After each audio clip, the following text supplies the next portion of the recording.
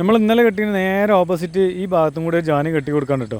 ഇങ്ങനെയുള്ള ഫിനിഷിങ് വർക്കുകളൊക്കെ ഓരോരോ ലൈനുകളും നൂല് കെട്ടി നിരത്തിയിട്ട് സെൻറ്ററിൽ ഗ്യാപ്പൊക്കെ നല്ല ക്ലിയർ ആയിട്ട് ഫില്ല് ചെയ്തിട്ട് വേണം പൊക്കി കൊണ്ടുപോകാനുണ്ടോ. അല്ലാന്നുണ്ടെങ്കിൽ നമ്മൾ ടോട്ടലി നമ്മൾ സെൻറ്ററിൽ ഇങ്ങനെ മൊത്തത്തിൽ പൊക്കി കഴിഞ്ഞിട്ടുണ്ടെങ്കിൽ അതിൻ്റെ അളവും കാര്യങ്ങൾക്കൊക്കെ മാറ്റം വരാൻ ചാൻസ് കൂടുതലാണ്. ടോട്ടൽ ചെരുവിൻ്റെ പകുതി പടുവ് ഏകദേശം ആയി കഴിഞ്ഞിട്ടുണ്ടെങ്കിൽ, അതായത് 2.80 നമുക്ക് ഹൈറ്റ് കോൺക്രീറ്റിൻ്റെ ലെവലിൽ നിന്ന് പൊക്കണം എന്നുണ്ടെങ്കിൽ അതിൻ്റെ ഒരു 1.40 ഹൈറ്റ് ആയി കഴിഞ്ഞിട്ടുണ്ടെങ്കിൽ നമ്മൾ എന്ത് ചെയ്യുക, പിന്നെ നമ്മൾ ആ സെൻറ്ററിൽ മാത്രം പൊക്കി കൊണ്ടുപോകുക. അല്ലാന്നുണ്ടെങ്കിൽ പിന്നെ നമ്മൾ ജാനി കെട്ടി ഇതേപോലെ കോലൊക്കെ വെച്ച് നൂല് കെട്ടിക്കുന്ന സമയത്ത് ഈ സൈഡിൽ വെച്ച കല്ലുകളൊക്കെ പൊളിച്ചെടുക്കേണ്ടി വരും.